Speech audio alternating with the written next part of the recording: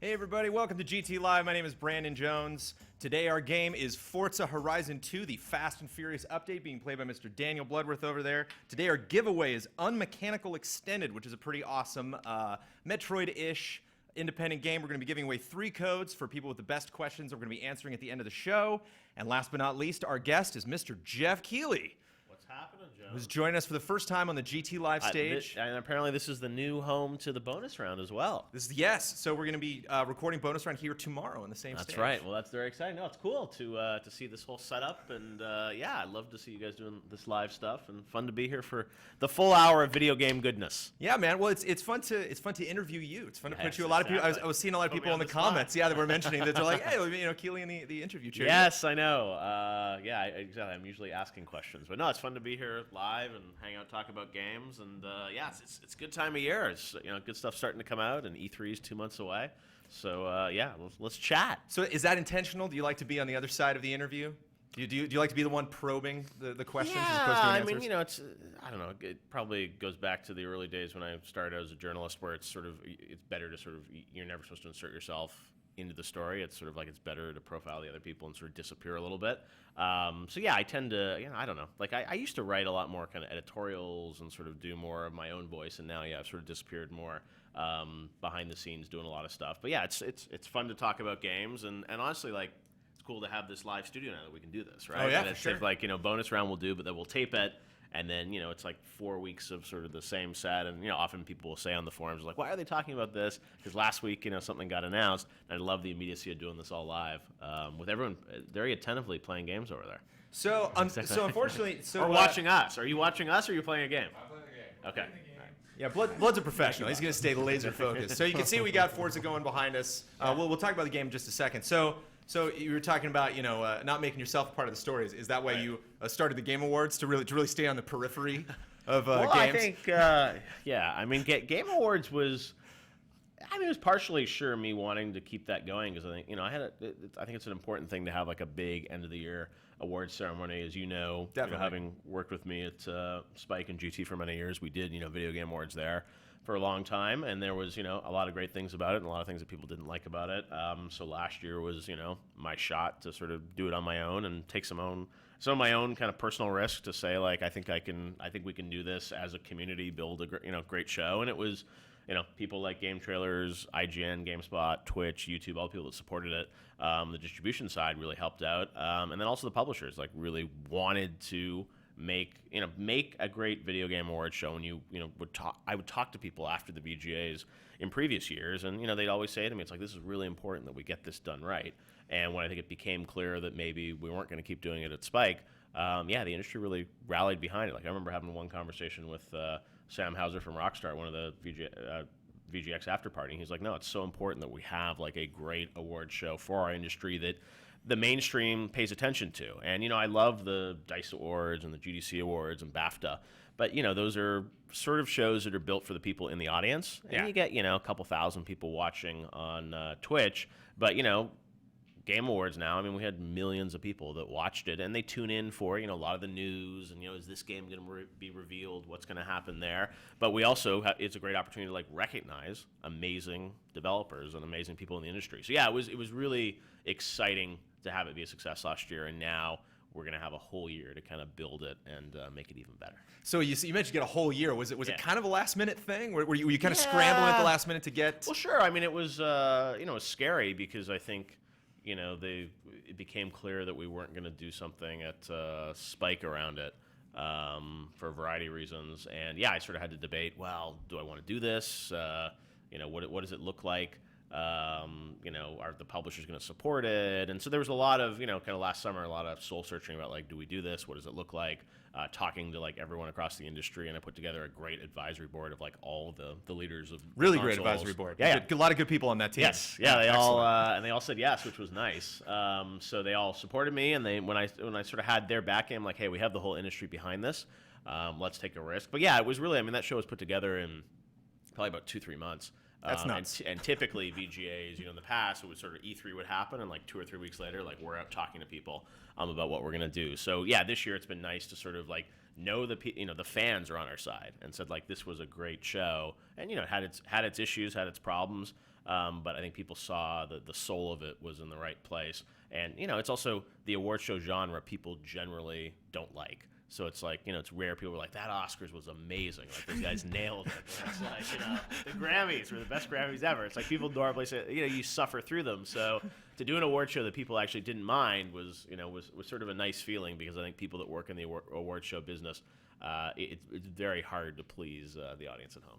And that was actually the first award show I'd ever attended in person, okay. actually. And a lot of people that have been to the VGAs before were like, oh, Yeah. it's really fun. There's lots of celebrities there. And I'm like, I don't know if that's really my cup of tea. But I really enjoyed it. I really had a good Cool. time. Yeah, hanging out I there. think the thing that's fun about that show is that there's so few points throughout the year where you can, meet up with other people in the industry. And what I really wanted to do last year was have that huge venue, which was, probably too big for building a show in a couple months. But what I really wanted to do was have like those moments where you would have Reggie from Nintendo, real fans, and people from the industry, and that, cross-pollinating all those audiences is really cool, because, lots of people love all these video game developers, and Kojima was there. It's like, how often do regular people get to interact with, Hideo Kojima, Reggie Fils-Aimé, people like that? So it was important for me to have a lot of the video game celebrities there too. And yeah, I'm glad you had a good time. You open with Nintendo. Yeah. You open with, Koji on stage, and then go straight to Reggie. Yep.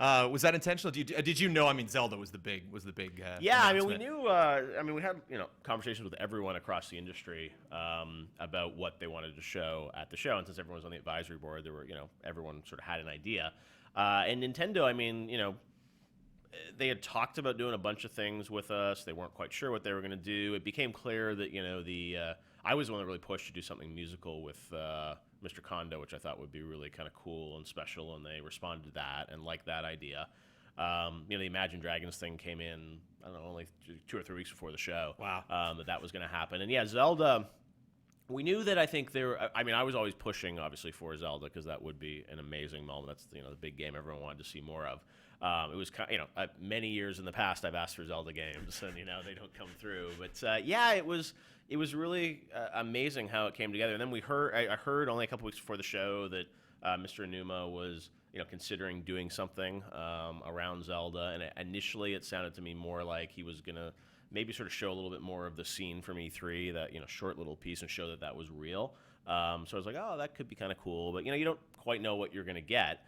And then, it was like the week of the show. They're like, oh, well, Mr. Numa's taped his video. Mr. Miyamoto's in it. It's about 5 minutes long, and he does like a full demo of the game. And I was like, wow. And so it was sort of unexpected how much great content was in that. And we were pleasantly surprised. And even when I saw the video, I'm like, wow, they're just like playing the game. And I think people really responded to kind of how raw and real that demonstration was. Because, so often at VGAs, you get these like super high polished CG trailers that cost and we hate trailers here. I hate that stuff. You know what I mean? And that stuff's great. Whenever people do big marketing things, it just washes right over me. You love those big moments. No, and that was like when we were a big TV show. The executives at the network would just be dazzled by the CG stuff that we do. But there was something charming, I think, about the Nintendo presentation, because it was just Miyamoto and Enuma like having a conversation. I mean, really anybody just having the controller in their hand, exactly. And showing like this is there's no smoke and mirrors here. Right. This is literally like the system I'm holding is connected to this television, is running this game. Yeah, and it was obviously very early in development what they showed, but it was just a slice of the game, and that came together super last minute, but was an amazing moment inside the show. And that's like when you do award shows like that, they're these really high pressure projects, because everything comes down to like the final, week. And you think you have a great show one day, and then you don't the next day, and then someone's like, oh, Trey Parker's coming, maybe he's not. Oh, he is coming, and it's like Kiefer Sutherland's flight's like delayed from LA. Is he going to make it in time? And there's sort of all these things that are sort of like compiling on top. And then this trailer was going to come in, and we had one major game that like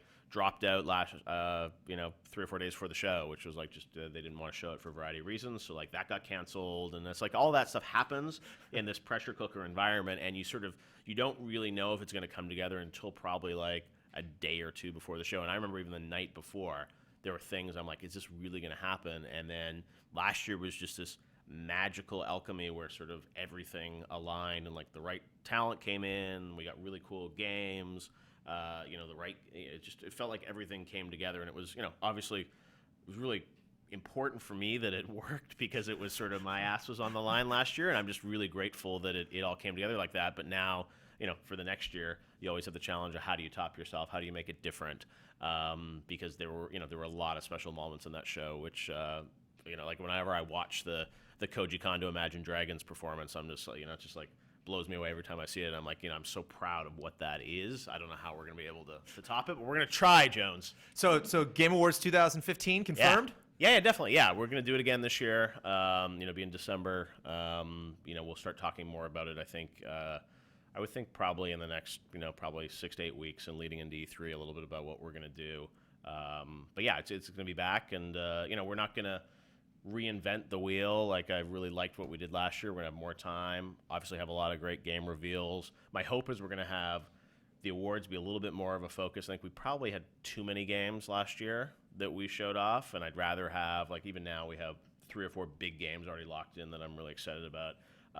So I want to have maybe like 8 like really true blockbuster titles, maybe a cool indie title, and then a little bit more on the awards side. So we'll see, but it's tough because here you are, like, I don't know, like 8 months out, and you're like, well, I don't really, hopefully it's all going to work out, and you have all these grand plans and aspirations, and then you get, a month out, and it just happens. So yeah, we're definitely going to do it, and we hope you're going to come back for year 2. Oh man, I'm there. That was a fun party. That was a really good time. Is Bossman going to come this year? I don't know. Bossman, you down?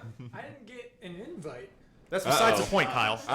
That's semantics, Kyle. Answer the damn question. You're invited right here. We're going to invite you live, Bossman. All right, cool. You and Buttons can hit the red carpet. I'll come definitely with buttons. Yeah. Oh, gee, man, don't. Oh no, man, that's gonna go to his head, Jeff. Now he's going. Oh man, we're not gonna hear the end of it. Oh, You and Buttons can present. Oh, a it's lot of just people bad. call for Kyle Bossman to present at the show. He's gonna send me an email now. I'm not gonna hear the end of this. That's okay. So we're gonna get talking to this game. Before we do, I'm Yeah. just kind of curious to pick your brain because we were talked about the history that we had on Spike. Did GGTV for a absolutely. super long time. Yep. Actually, every time that the year popped up that we did, what, 7 years, 8 years? How long did we do Yeah, that show? well, it started with, originally I did a thing called Gamehead on Spike that was started in 2000, I want to say 2005. First episode of Gamehead premiered the day I landed in New York City to talk to MTV about being acquired by Viacom. Oh, really? Wow. Yep. Oh, I think I remember hearing that story. You guys were you guys were in the hotel room. Stars or something. aligned, yeah. Yeah, so that's exactly. So I think that happened in 2005. I did like 2 years of that, and then it got blended into GameTrailers TV, and I don't know, it was probably in like 2007 or 8 maybe, and then 2008 through 2014. So you mentioned how it's important that we have the Game Awards. It's important that E3 is as big as it is. It wasn't for a while. E3 kind of went away, and now it's back to its former glory. Yeah. We have this great award show that I personally think is better than any VGAs that was ever produced. Thank you. But it's interesting. Every time an E3 is over, I tune into regular mainstream media, and it's like video games just don't exist. And like G4 is not around anymore. GTTV isn't around anymore. Like, do you think we need to have a games network or gaming television shows, or is that just kind of what I would say is that I think the nature of television has changed so much, right? I mean, when we started doing Gamehead in 2005, it was like standard definition, and like people be like, oh, it's like we can the games actually on my TV look like they do when I play them, and the internet, like you were watching little postage stamp videos, and GT was the leader, I think, in trying to do better quality video. But when we went to HD, like, for a long time, like, the only way to see HD video games, pre-Twitch, even YouTube HD was, like, watching them on your television. And now, like, with the Game Awards, I found, like, I the day after the show, I went on Instagram and just looked for, like, photos of people, what they thought of the show. And, like, I was amazed because as I scrolled through Instagram, everyone that was watching the show would take, like, a selfie of them or just, like, them watching. Like, everyone's watching it on their TV, but they were watching it through, like, their Xbox on Twitch, or they were watching it through AirPlay and things like that. So I'm like, the show it's on television, like it's right there. It's on TV. It's just not on traditional linear cable television. you could be on television right now. Exactly. Yes, right there. And so what it made me realize was that the traditional kind of cable distribution for a video game show, I don't think that's really ever gonna come back, and it doesn't need to, because this audience is probably one of the most progressive audiences in terms of adapting new technologies. Finding things on digital platforms. So what I'm excited about now is like thinking of, the idea of these like weekly shows or these live shows and, putting them on, digital platforms. So like Twitch, is huge. YouTube is doing a big push into live, it sounds like. And when I like Xbox, I put the Sling TV, I downloaded that a couple weeks ago. And like you have traditional TV, and then you have like Maker Studios has a channel. And it's like eventually you're going to have all these networks, and you're going to be able to get video game television on your television. It's just not going to be through a traditional cable platform. So I think it's actually going to come back now because, you know, the thing that always happened at Spike this would happen at E3 every year, where people would be like, why aren't you airing, the Sony press conference? Why do you have Dodgeball, the movie, running or whatever? And it's like, it's basic math that way more people will watch a re-air of Dodgeball than watch the Sony press conference on TV. And that's, nothing against us as gamers. There's just not enough of us that are going to tune into that. So if you're it's not a terrible film, Ben Stiller holds his own. But it's funny, you were streaming on your phone before we started this stream here. It was like Inception, like the stream within a stream within a stream. Yeah, so. no, I mean, the live, the Periscope Meerkat stuff is fun. And yeah, it's just like the barriers to entry are nothing now, right? And then look at Twitch, look at all these Xbox. You can just stream your game. I remember when GT first started, it's like, how do we capture a game? It's these huge kits of suitcases of quarters. So just try and capture an Xbox 360 in HD. Right. Now you got it's just hook into your computer basically, and you can record it. So the barriers to entry have been really reduced, and I think. So to answer your original question about where does video game TV go, I think it goes online, it goes on the consoles. I've been spending a lot of time thinking about kind of what does that show look like, because I do think there's an opportunity there that with XPlay, GTTV, all these things not around anymore. It's but there's nothing that has really replaced it, and I do believe that there's an opportunity to create something really fun and interesting for this audience. And it's great that influencers can do stuff, but what you guys do here, what I do, it's I think people like to see professional stuff that really takes you sort of behind the scenes with the game. So yeah, I think it'll still exist. It's just going to change format. That's why we had you on, Jeff. We wanted this to be as professional as possible. Yeah, that was thank you, Jones. So we just want to hear the voice of GT. Yeah, Close my eyes. It's a different voice. When I'm on the show, I think it's a different voice. When I get alone, yeah, it's because you read something, you talk in a conversational tone, a little higher, a little snarkier. But when you actually when somebody writes, and I'm kind of living through somebody else's brain, it's so much easier to be more professional and be focused and really collect your thoughts, The voice of GT. But it's weird. I remember I was hanging out with Mikey Newman one time at Comic-Con, and he was like, do the voice. And I'm like, I need a sheet. I can't just do it. Sometimes people run into me and they're like, oh, you're the voice of GT. And I'm like, no, it's not me. For years, man. Yeah. I just gave up. I just finally decided to get that. I'm like, yeah, fine. There are worse people to be compared to, Jeff. I'll be honest. Thank you.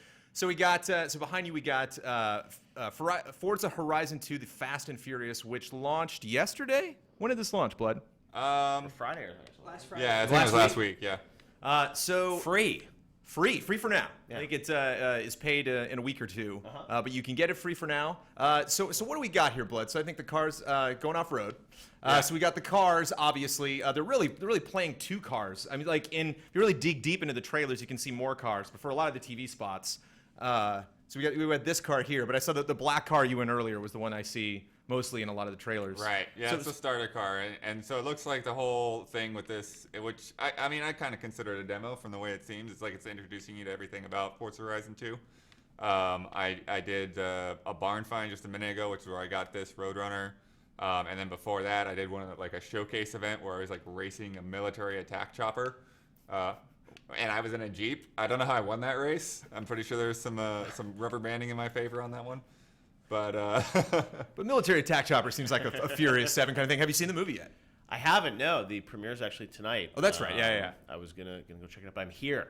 GT right. Live. Major Nelson is there live at the premiere. But yeah, everything I've heard is that the movie's pretty fun and it's over the top glory. And I think this is this is cool that they did this. Because the thing that I'm a guy that loves action racing games. I'm not a huge Forza guy normally, right? The simulation, GT, Forza, I think I appreciate what they are. It's just, I'm a burnout guy, right? And it's I miss burnout every day, basically, that there's not a burnout. And it's the fact that this is, it's not quite that, but it's the more action racing they can get out there, the better. And yeah, I miss those really insane action racing games. Where did burnout go? We were playing that on the GameCube the other day. Holds up. Oh, but the crash mode. It's I want to stream just this mode for a whole hour. It's fantastic. Burnout and that game, and I was talking to someone about this, a New Yorker writer a couple weeks ago, because he's doing a piece on the Guilford and Hello Games, a lot of those studios out there.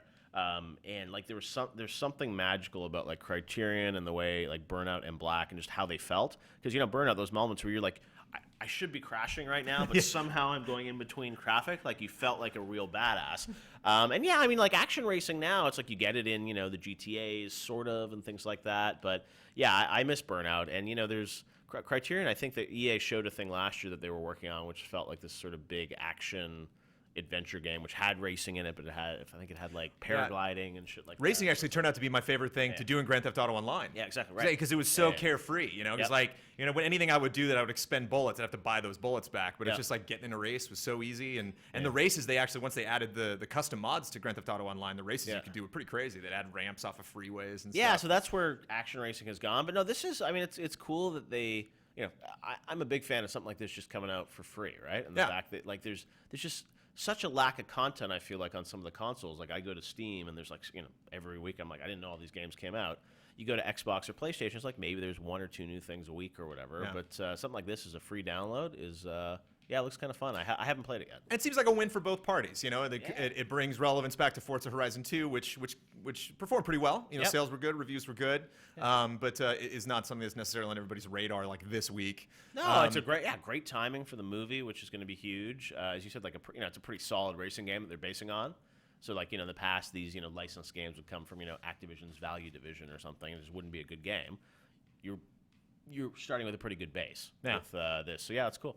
So, I don't know if you can see it over there. We got a fish tank over there. We filled it with water, and we put Mr. Ian Hink over there, who's on our TriCaster. Ian, how are you doing? I see you were having some potential issues with your camera over there earlier, but I see you got your camera working. We got Ben Moore in the back there who's taking questions. Want to remind everybody that if you ask a darn good question, we have 3 codes for Unmechanical Extended that we will be handing out at the very end of the show for the 3 best questions. But this guy's watching the show on his television as we speak. Oh, nice. It sent you a picture? Nice. Good social reaction, Keela. I like that. Ian, are you a fan of racing games? Not really. I like Race the Sun a lot, stuff like that. But that's not really a racing game. It's a racing game. It's got racing in the title. It's in the You don't title. dare put racing in the title and then not call yourself a racing game. True. That's it? That's all you got? I like Twisted Metal back in the day. Twisted Metal 2, Twisted Metal There's Black. another. Yeah, okay. So, Keely, you could choose Burnout or Twisted Metal to make a comeback. Twisted Metal did make a comeback, and that I would didn't say, really I work. would say Burnout. I mean, Twisted Metal was fun, but I think there's something about Burnout and just that feel, which is just like, you know, action movie. And I think, you know, where that can go in like crash mode, where that could go today, as physics and stuff have really improved. I mean, that could just be what? What happened? Wreckfest, remember? Next car game, Wreckfest? Oh yeah, the Flat Out, the successor to Flat Out. Flat Out. I loved, man. Flat Out. Exactly. It's like Flat all Out was really great. All that stuff. Like when I was growing up, it was, you know, like I loved Test Drive and things like that. It was just like there's something about action racing that I think is sort of missing right now. And I think what you could do with physics and simulations, like there's that cool I forget the name of it, but on Steam it's that one which is sort of that medieval kind of game where you like what is it? I forget. Chivalry? What? You talking about Chivalry? No, it's one where it's sort of this like it's sort of like a crash mode. It's like a simulation. Medieval racing game. I like that. No, it's not. Well, but you can create a vehicle, but it's basically causing all this destruction Besiege? in these environments. Someone will tell me what Is the it name of Besiege? Maybe it's Seed. Yeah, Besiege. or something like that. Besiege? Yeah, exactly. Yeah. So that but that's like one of those ones. Just like it's all about physics and simulation, Right. And just causing wanton destruction. So, anyways, check it out. Yeah, and it's good for demos. You know, it's good for I like gotta a figure. small. I gotta check out what I think it's called. Besiege. All right, well, you can look that up. I got another racing game I want to throw at you. All right. Crazy Taxi. Yeah. Classic, known most prominently on the Sega Dreamcast, which effortlessly segues into our next segment. Okay. Which is. Yeah, here it is called Besiege. How to make a catapult. Besiege. Oh, there we go. Oh, okay, good. Check it out. Besiege. Well, there you go. Check that game out.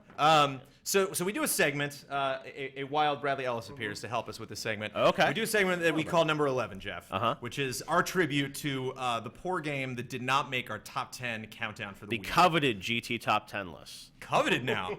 GT. Well, Can I quote you on that? GT. I mean, I'm going to put that in the beginning of the most show now, people, Jeff. though. I mean, if you've been a long-time GT fan, the Right. top 10 list, Right? huge part of GT. It's is tough. like- You can't make everybody happy. And that's kind of what this is about. You know, we want to address You have to people. have the Rich one, number 10. Yeah, exactly. You still Oh, use yeah, number, oh. you still use those VOs? Rich isn't with us anymore, unfortunately. Can't use his VO anymore? Can't use any. You know, he's a big guy. He's in video games now. He's a big band, and you know, he's Rich has moved on to greener pastures. Number 10. Yeah, that's a good impression. Hey, I'll send you the list, Jeff. You can just do it on your own. So our countdown for this Friday is the top 10 Dreamcast games. Yes. And we like to give tribute to, you know, the game that didn't make the list. Got it. Mr. Brad Ellis is here to What talk was about the top Dreamcast game, since I haven't seen the video? what's going up Friday. Oh, So we can't divulge. You can reveal to Well, most people trust you with NDAs, Jeff. So I'll tell you after the camera stopped rolling. I'll let you know. I'll tell you what number 1 was. I don't know if you watch enough of our streams, you could probably guess what number 1 was. But Mr. Brad Ellis is here to talk about. Yeah, exactly. C-Man. Right there.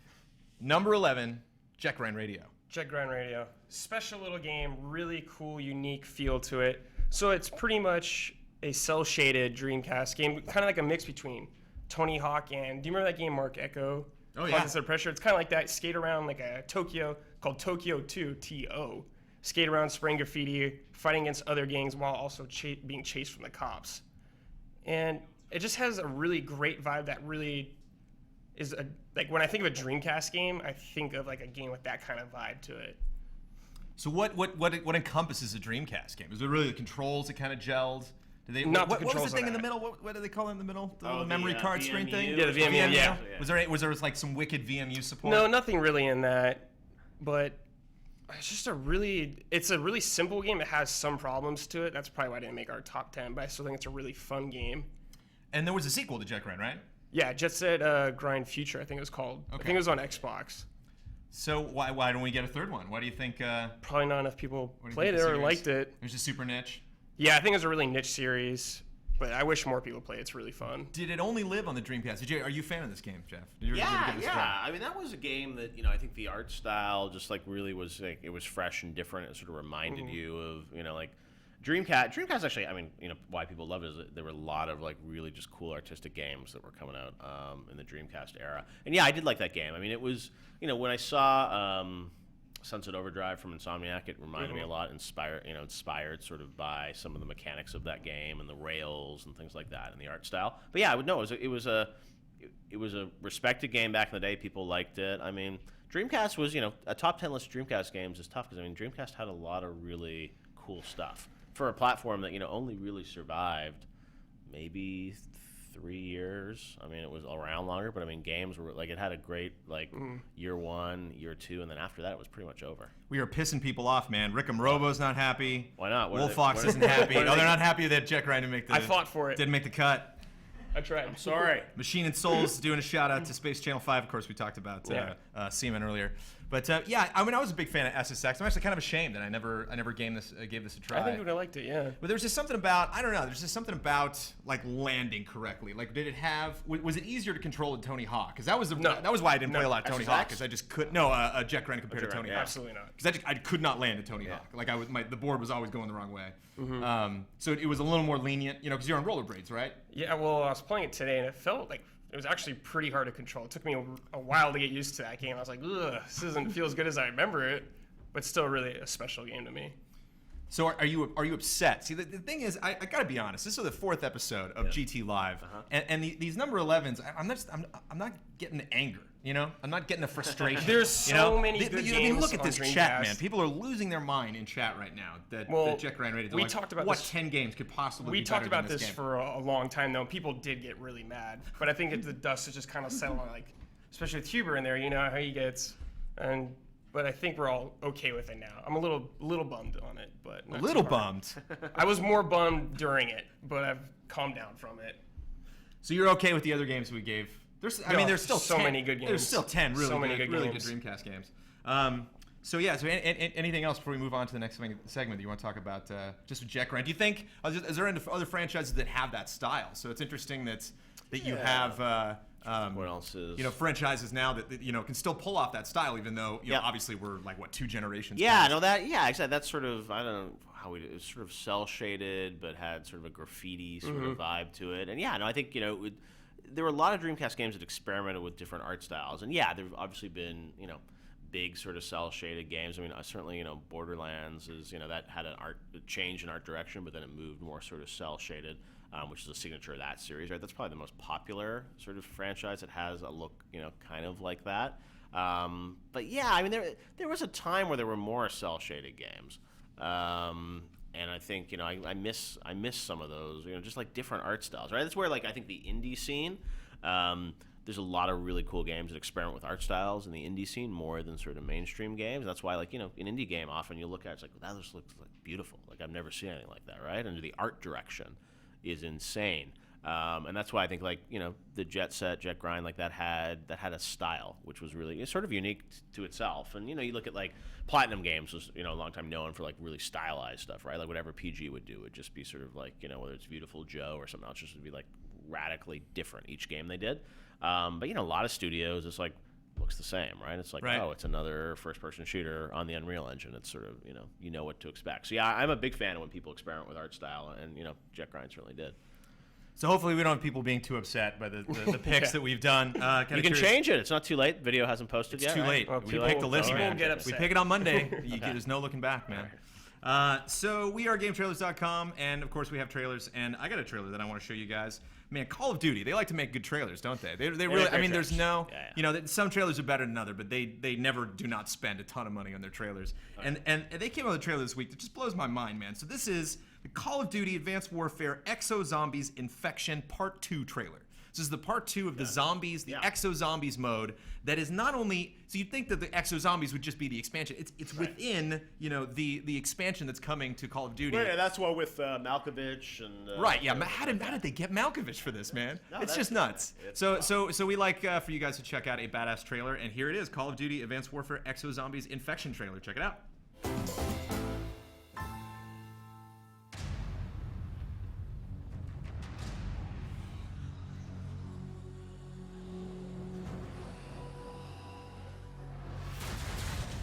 Lilith shot her first gun that day.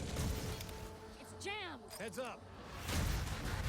Khan got his hands dirty for the first time in his life. And Decker enjoyed it all a little too damn much. We should have died right then and there.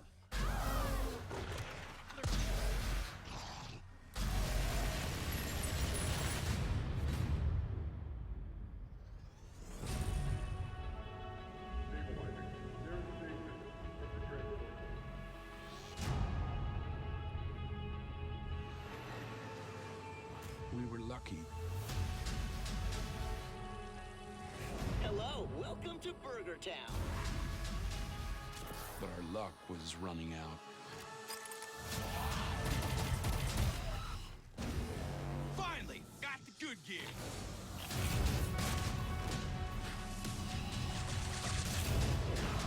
Help me! They're everywhere! Get to the Warbird. This is Eagle 1. Survivor's waiting for his escort.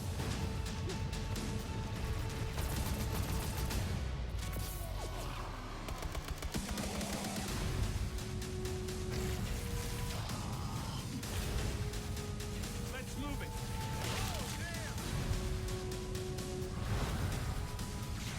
Nothing's gonna survive that.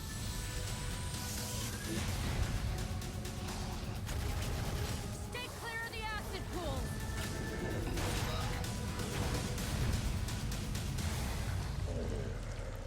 What is this? Nice job down there. I'll take it from here. We're cut off.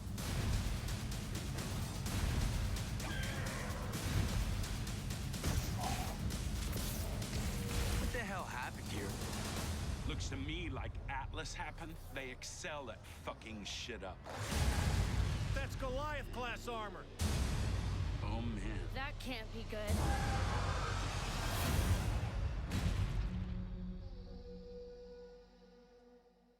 Get the Ascendance DLC pack and all Call of Duty Advanced Warfare DLC packs for one great low price with the Season Pass. All right, we are back. Bloodwood just informed me that he is 30% of the way through the campaign. I'm just wondering, Blood, we normally end this at 7 p.m. Should we just keep going? Marathon it. Should we just keep you here until you just get through? Is this full playthrough Wednesday? Nah, it'll be all right. You're not feeling it? So, Mr. Kyle Bosman, if you haven't noticed, has joined me on the stage. The final Bosman. He's approaching his 100th episode. Oh, you heard it here first. Yeah.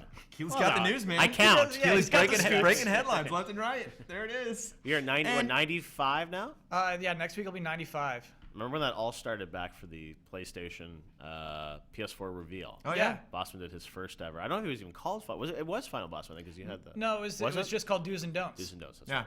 Yep. When Kyle passed me in Twitter followers, it was a dark, dark day.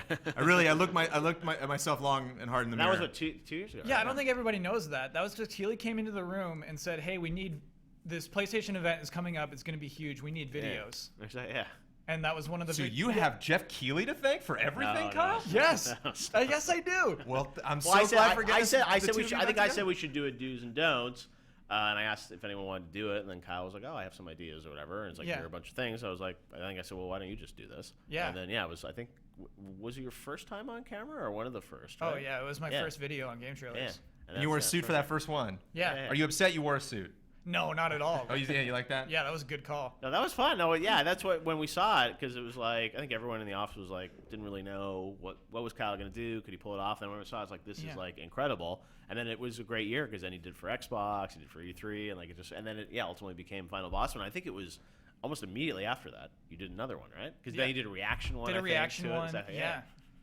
And then look at this. 2 years later. We've been trying to get him to stop, but he just keeps making episodes. So we brought Kyle up because for this time in the GT Live, we do an editorial segment. Right. And Kyle offered to talk about the Nintendo Direct that happened earlier today. Right. 3 p.m. Pacific on April 1st. Right. Everybody's buzzing about. Yeah, April Fools. I don't know, a good day to do really anything. But Except this. Right? except this, yeah. So what do you think? If you give it a grade, let's start off there.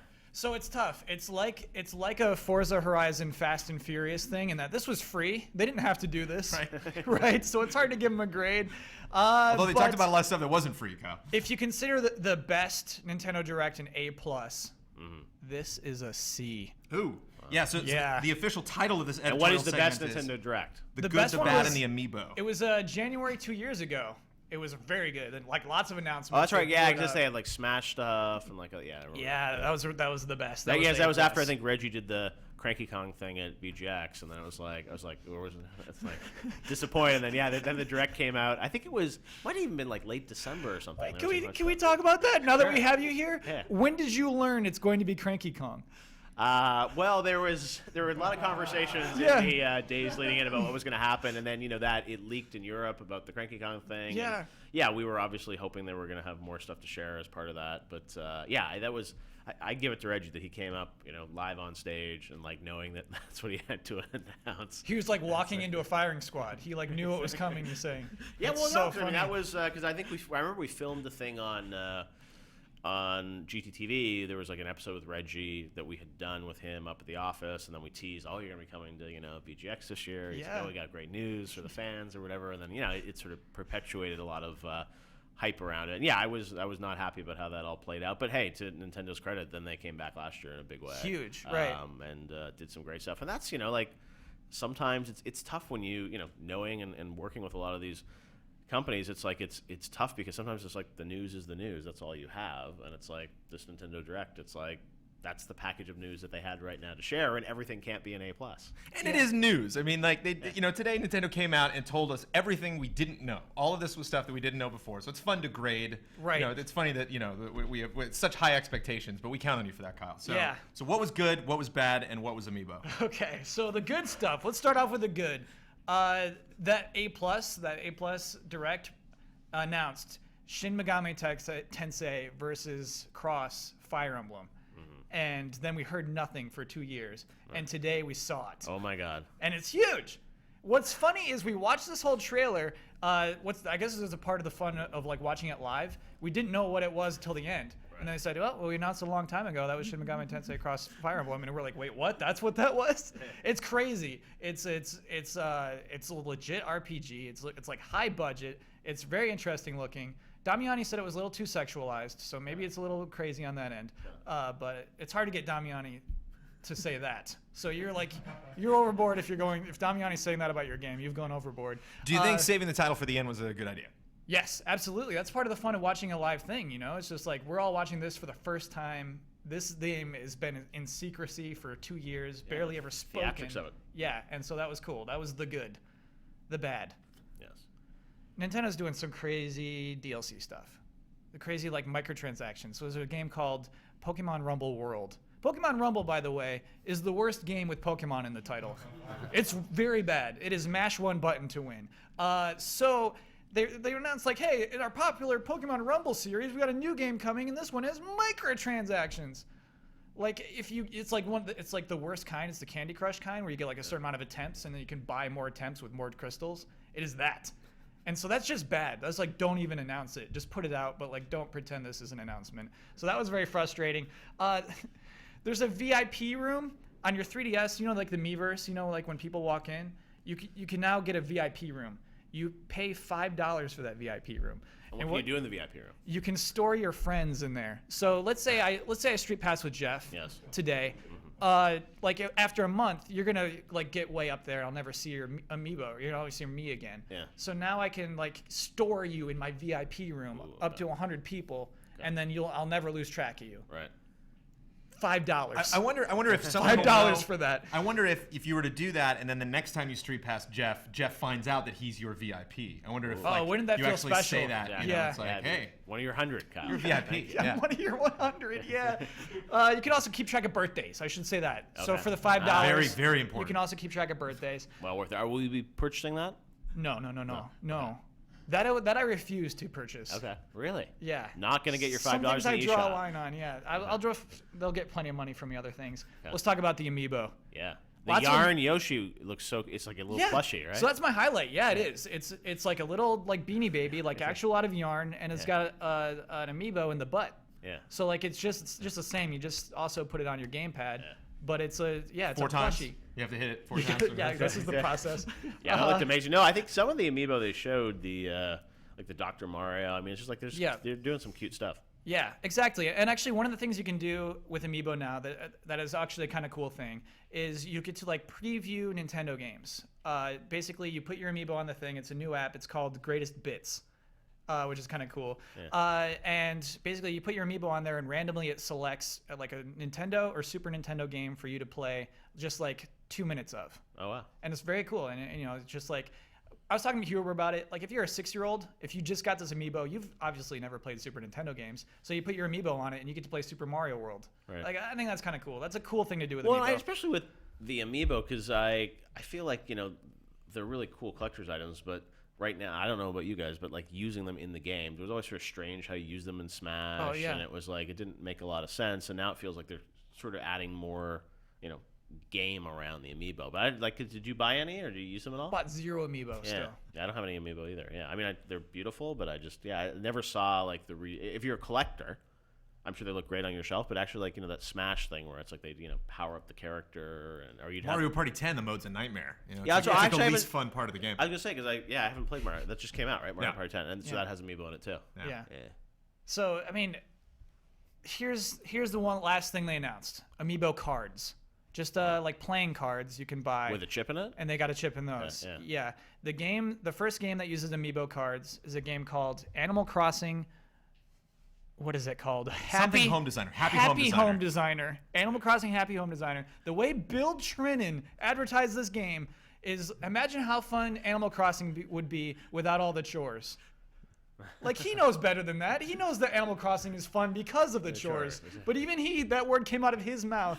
Yeah, this is that game. It's basically, you're in a little house and you're a designer, and the card you scan in is a new little person who comes in and says, I like this kind of thing in my house. And so then you're like, okay, well, I'll put this in this. How do you like it? And then you can slide in more cards, and those people can come in and admire your design. So if you don't have the cards, there's no game. There's no game if you don't have the cards. Right. Yeah.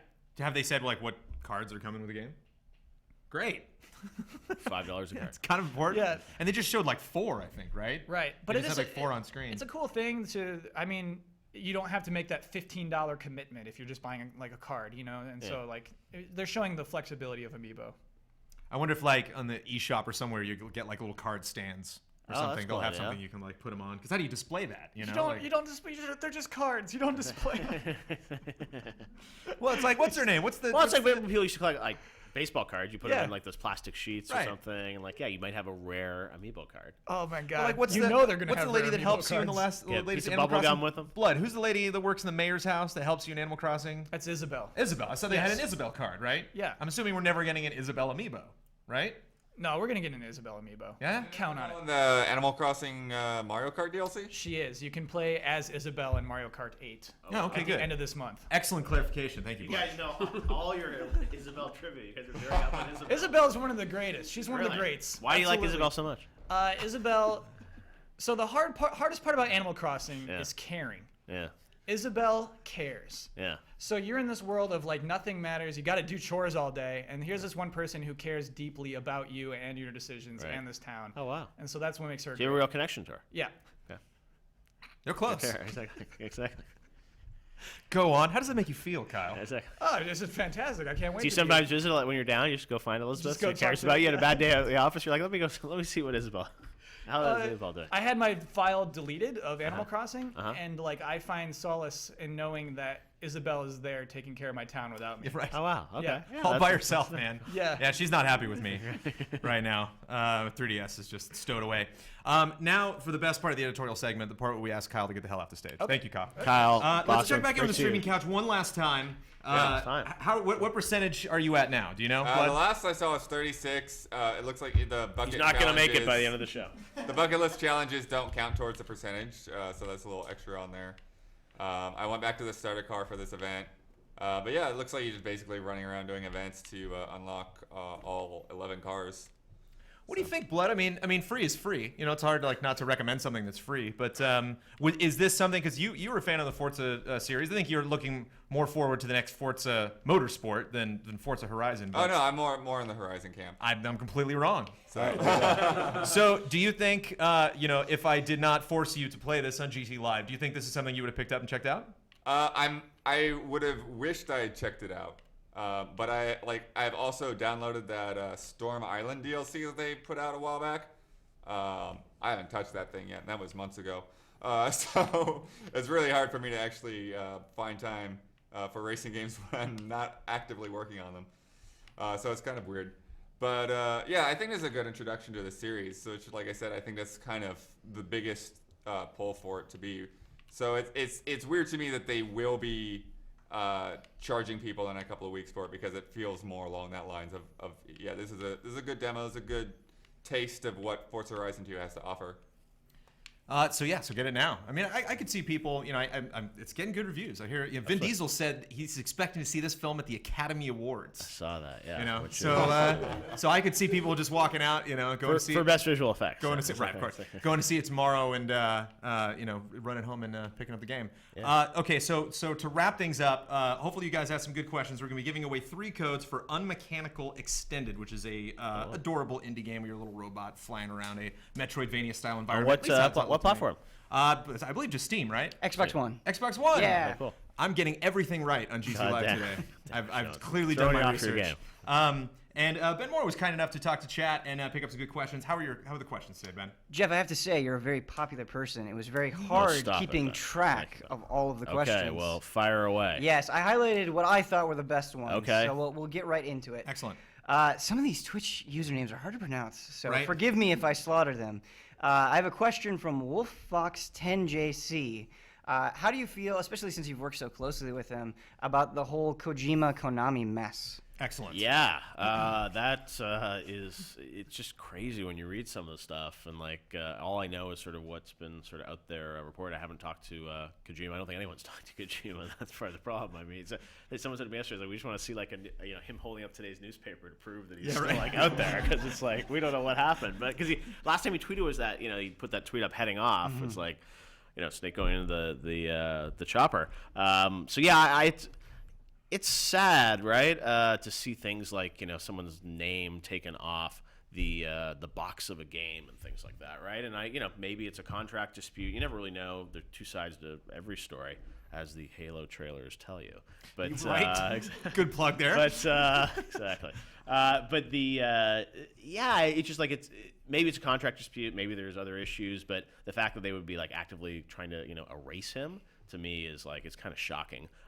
So I don't know who what's going on inside of that, but it's really sad to see that happening. And then Konami putting out the press release about, well, we're hiring new people, the series will continue, and he's still there, but he's leaving maybe. So yeah, I'm thinking a lot about him, because I think all of us have loved his games, and he's done such amazing things for the industry for so long. Silent Hills looked really cool. Metal Gear 5 is going to be hopefully a crowning achievement for him. But yeah, I just hope the game doesn't suffer, and that's the thing that and even all of us that worked at GameTrailers, we've suffered through times where it's there's uncertainty, you don't know what's happening, and it's it affects your ability to really kind of power on and be excited about your work. So to think of, him, like right now he must be in the throes of like trying to finish this game, bug test it, get it ready, and then like meanwhile it's like, rumors that like he doesn't have internet access and there's all this drama and like, your name is literally being like pulled down off the building and stuff like that. It's I just hope the game doesn't suffer, but inevitably it's going to have to somehow. So yeah, I feel bad about what's going on. He's such a legend. He's one of the few name brands in this industry. I mean, I'm sure if he wants to, he can keep creating games. So it's not like we're not going to hear from him again. Of course. Yeah. I just hope that, the Phantom Pain really becomes the game that he wants it to become. Because I remember 3-4 years ago when he first pitched me on that game, and he had this whole thing about he was going to do Ground Zeroes and TPP, and we had that whole thing where, Moby Dick and all that. I mean, he had it all thought out, exactly how everything was going to play out, and I'm sure this was not part of his plan about what was going on inside of Konami. So yeah, I feel terrible about it, and I hope to talk to him sometime soon. Excellent response. Excellent response. Excellent No, I was waiting response. for that one. Yeah, I actually noticed we were running long in the beginning of the show. Otherwise, I would have thrown that question in. All Because right, I think good. It all worked out. Not only do you have a history of doing lots of panels with him and getting lots of exclusives with him, but he was at the Game Awards last year. That was a really huge moment. So you had a great presence there. I went over to Japan. It was shortly after 9/11 and did final hours of Metal Gear Solid 2, which was the first time I spent a lot of time with him in the studio. He's just a brilliant guy, and I hope if he's not working at Konami, he'll work somewhere else. But yeah, the way that seems to be going down is again, who knows? But even the statements that Konami are putting out, I'm like, really? It's like you're saying that kind of stuff about so who knows? This is a much lighter question, Okay. but I just have to know. This is my own personal question. Yes. Favorite Metal Gear Solid? Don't put too much thought into it. Good question. I would say probably like it was the original MGS2, I think. Where probably MGS2 was the one to me that I remember going to E3 and seeing those trailers and like the Snake on the tanker and just the watermelons and the sense of like just the energy in that trailer that really captured my attention. And obviously playing it and then the head fake, obviously, like the switch of character and things like that to me was sort of, I think, probably my favorite memory of a Metal Gear game. Definitely. Still my favorite E3 moment. You don't get a code ban, sorry. Next question, shifting gears a little bit, is from Swordfish00830. With the big presence at GDC, do you think VR is really the future of gaming? I think VR is part of the future of gaming. When people say, like, is it the future? It's like, is every game going to be experienced this way? No. I think the VR experiences that I've had that have been the most powerful have been ones that are just, completely different than what you play with a traditional controller. So, no, you're not going to be playing Grand Theft Auto in VR. There may be, an experience in the Grand Theft Auto world that you might have in VR. But yeah, I think VR is definitely going to become a thing. Like, I was never really a big fan of 3D gaming. Like, I thought that was kind of, just people trying to market like 3D to get you excited about it. There's definitely going to be cool experiences in VR, and I don't think it's just going to be games, right? I think it's going to be, other experiences, movies. Some of the most fun Valve demos. There's this one called Job Simulator where you're a chef and you're just literally sitting there and just like making recipes. But it's just kind of fun to like throw stuff in and put it on the stove and then it boils over, and so it's just like that's a fun experience. It's sort of a game, but it's not like a first-person shooter. So I think VR will be big. I wonder how mainstream it's going to be for a while, because like Oculus and the Valve VR are amazing, but you have to have really high-powered PCs to run that stuff. And that's what's great about Morpheus is that you can just plug it into your PS4 and experience it. So I do think it's going to be something that'll have cool experiences. I think it'll be more short session stuff in different games than what you play. But yeah, I mean, you guys have probably gone heads on with that stuff, and it's pretty compelling. I like that heads on. Yeah. We don't use that enough. Well, speaking of the Fast and Furious integration in Forza, I see movie advertising really taking advantage of that. Oh, yeah. It's like, what if you could like visit the Avengers set? What if you could, and live if you could sit streaming. in the passenger seat with Vin Diesel driving and go running around? And Like, even that'd be really cool. sporting events or concerts, like you're there in the front row and you can look around and experience it. So yeah, it's definitely going to become a way to experience things. And the thing that was so impressive about the Valve demos at GDC was that now they've solved the interactivity, which is something, a lot of it's passive, right? Just like a big panorama photo. Valve now, it's like you've got those controllers and you see your hands, and it's, I definitely think VR is going to be something that will take a few years, but will definitely be something that a lot of people will want to buy. Next question This is also from Swordfish00830. I didn't want to repeat inquisitive. people, but it was such a good question, and everyone thought it was a good question as well in the chat. You seem to be extremely busy. Yeah. How do you actually find time to play anything? Is it mostly just at events or things that you're covering? No, it's a great question. I mean, part of the challenge when you're traveling so much, it's like, you know, I don't travel with consoles, so it's always tough because you like check in a hotel or whatever, like, I'd love to play this game, and it's like I'm not going to be, you know, back in LA for, you know, 10 days, so it's like I can't play it. So I tend to do a lot of my gaming now as kind of binges, like on a weekend or something. I'll be like, hey, I'm going to spend this weekend playing this game. I tend to do, you know, a lot less MP stuff. Like a lot of it's just sort of like campaigns of games. I get to play through them, have a great experience. A lot of it's word of mouth. So it's like, you know, Ori, like people start telling me how great it was. I'm like, okay, I gotta play this. So I sort of have to fight for the time to play games. So that means, you know, I don't get to play everything. But yeah, most of the big games I really like. You just have to carve out the time to kind of go through them and experience them.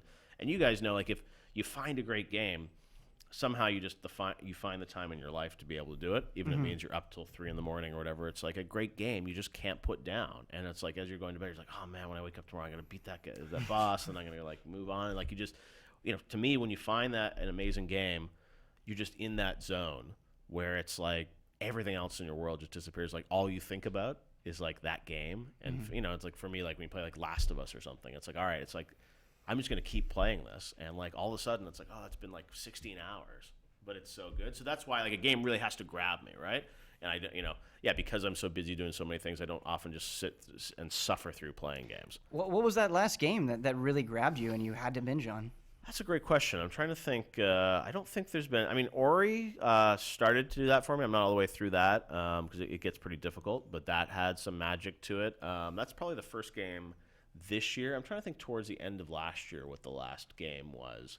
Out of all those sort of big releases, I'm trying to think what. I mean, Dragon Age grabbed me for a while, but it didn't quite. I mean, even though, you know, one game of the year and stuff like that, I don't think it quite hit that level. I mean, it's rare that a game really just like completely just takes you over. Like I think Batman, I hope, is going to do that for me in June. I'm really psyched about that. Yes. Now we're talking. Yeah, exactly. So that's going to be big. Question's but yeah, over. We're just talking about Batman now.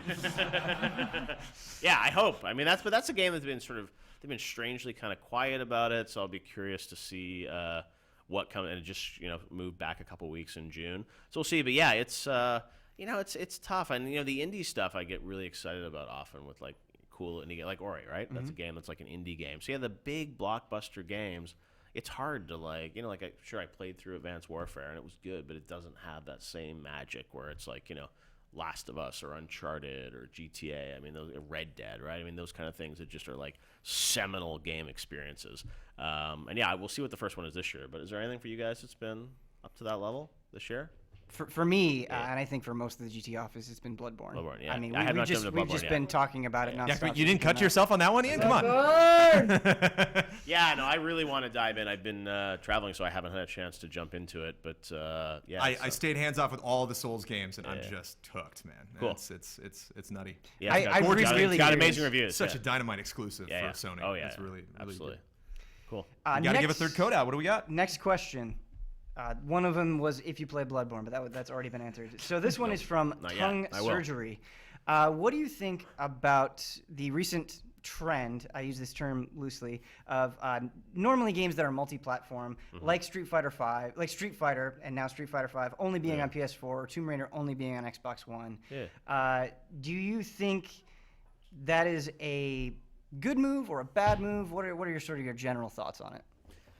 Well, I think it's a necessary move for a lot of these games to exist. So I know, like when I was writing the final hours of Titanfall, you know, a lot of people were upset that it was exclusive to Xbox, and the only reason that game really ended up getting made was because Microsoft stepped up and said, "Hey, we're going to support this." So you look, you know, it's happening a lot with the Japanese publishers, right? You see Capcom with Street Fighter going to Sony. You see Tomb Raider going, at least for some period of time, to Xbox for Rise of the Tomb Raider, and that's a Square game. It's a Japanese publisher, and I think it's largely because those guys can't. I don't think the economics don't always work for those big blockbuster games, and they need marketing support. And if Sony's like, hey, we're going to put X million dollars behind Street Fighter if you give it to us exclusively, That's not a bad deal to do. So yeah, I mean, listen, every game creator would love to have their games seen by as many people as possible and across as many platforms as possible, right? Like, it pains the guys at Naughty Dog more than anything that, like, The Last of Us, like, there's this whole audience of Xbox and Nintendo people that are never going to play their games, right? And that sucks, because if you make a Call of Duty at Activision, everyone's going to play it. So I think some of that stuff's just necessary, though, to make those games happen. So yeah, I think it's a growing trend you're probably going to see. And also, with a lot of the first parties, instead of investing in their own teams, it's cool that they can like invest in a third-party group that's like great at making a great game. And Tomb Raider will be great on Xbox. And I think most gamers, by year 3 or year 4 of the cycle, you could probably end up having both systems anyways. Like, I feel like if who knows, but I feel like maybe not by this year, but by next year, like, people are going to have it. And look, it's like there's so many games out there. If you're a Sony player and you're not going to get Rise of the Tomb Raider for another year or whatever, there's other games that are going to fill time for you, and that's also a way for new games to come in and get attention. Because if Tomb Raider's not on PS4 this year, what's going to be that game for the PlayStation audience? It's going to break through. So yeah, I think it is what it is, and it's only going to keep happening.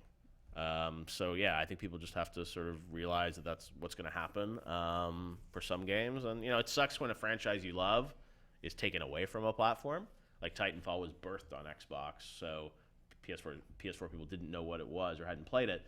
But yeah, it sucks with like Tomb Raider. It's like, oh man, I can't play it. Or Street Fighter, it's like, oh man, yeah, Street Fighter. It's like there's so many other fighting games on Xbox. Go, you can play those too. So.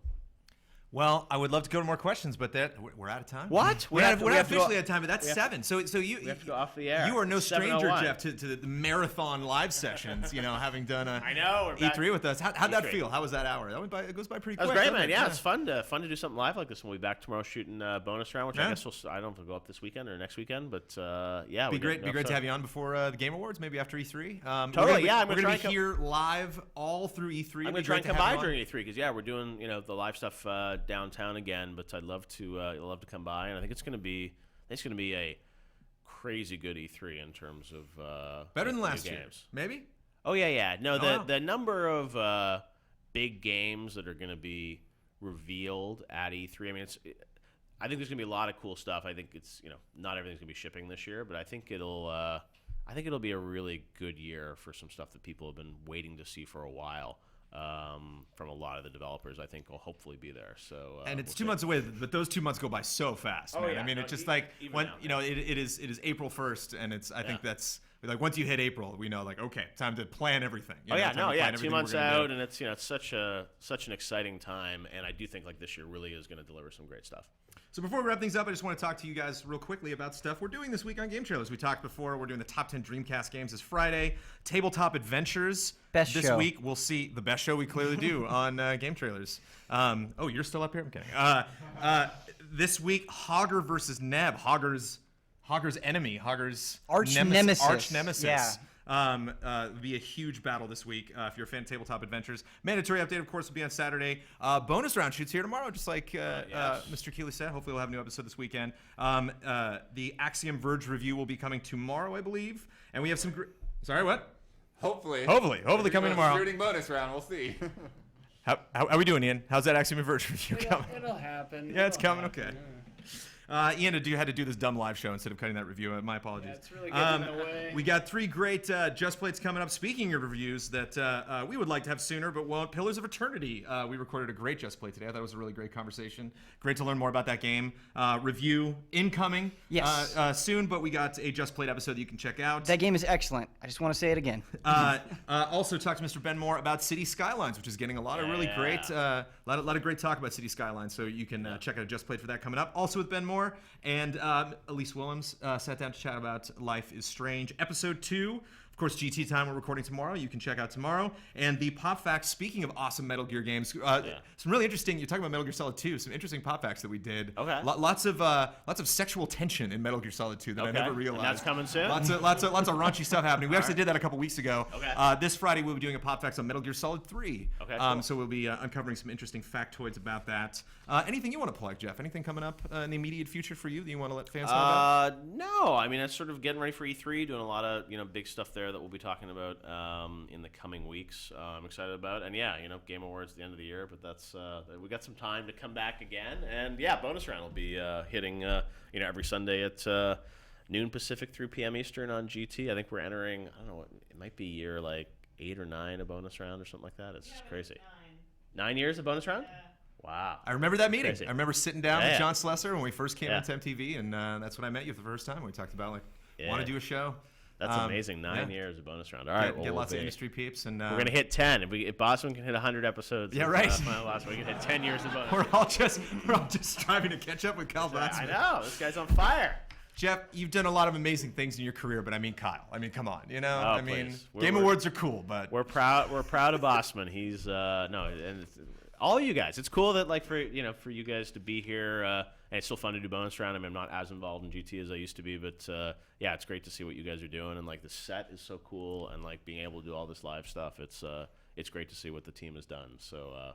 Good work, Jones. Well, nobody's cooler than the awesome people who have been watching this fine stream. Thank you guys so much. Thanks for watching you can follow us on Facebook and Twitter. You can subscribe to us on Twitch and YouTube. Our YouTube channels, if you do not know, are GT Reviews and Game Trailers. You can check out all our stuff there. You can, of course, visit GameTrailers.com. There's tons of stuff there. Thank you, Mr. Jeff Keighley. Thank you, Daniel guys. Bloodworth, for playing. What's our percentage now, Blood? 57%. 50. So that's a jump right there. What happened? Were you performing better, or do you think you just got through Some an of easy? the things were just really short. So, okay. Yeah. Well, we got to more than maintain halfway speed through for the 12 seconds. We got more than halfway through the game. Good performance. I'm seeing some good driving as you run right through a couple metal things on the side of the road. But exclusively in first person, I've noticed. You really like to get right in there in the cockpit. What do you think? First person or third person? What do you like to do, Jeff? In racing games? Yeah. I tend to be third person. I love that third person. It's like I mentioned GTA. I just love being outside, looking at those gorgeous cars. They went out of the way to put all these gorgeous cars in the game, Blood. You're not even looking at them. You're looking at the hoods, man. Well, that is it. That's it for GT Live this week. Again, thank you so much, Jeff. Thanks, Jones. Thank you, everybody, for watching. See you next week. Thanks, guys.